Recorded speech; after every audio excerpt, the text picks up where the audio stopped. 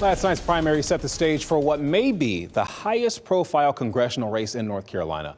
Freshman Democratic Representative Don Davis will be taking on Republican Laurie Buckhout in November to decide who will represent the state's first district. Now, the district is now the only swing district in the state and is competitive for the first time in decades. So let's bring in WRAL's Eric Miller. Eric, you have been following both candidates very closely.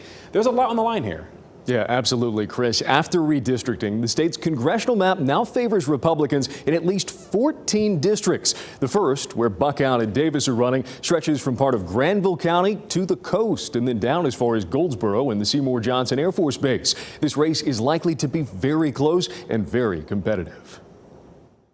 Despite the fact that the district may be different, Representative Don Davis says his message is the same. We're fighting hard every single day for Eastern North Carolina. Davis was first elected to represent the district in 2022 and grew up in the area. He says his priorities include providing opportunities for young people and focusing on rural issues, including development and broadband access. These are things that are important to us. In fact, they're essential to us. Davis also noting inflation and the border and raises for members of the military are among his priorities.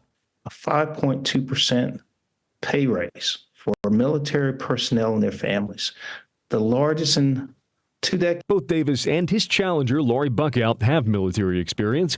Buckhout served as a colonel in the U.S. Army before starting a consulting company. I think they're ready for someone with experience. Speaking on WTIB's Talk of the Town Wednesday morning, after clinching a primary victory over challenger Sandy Smith, Buckhout made clear she sees herself as allied with former President Trump and GOP gubernatorial nominee Mark Robinson. They are true conservatives. I'm a conservative fighter. Buckhout also saying she sees the border and inflation as two key issues for voters this fall. Now, this is a district that's been held by a Democrat for over 100 years, but things are far from certain in November. We'll, of course, be following this race very closely. Chris? All right. Thanks, Eric.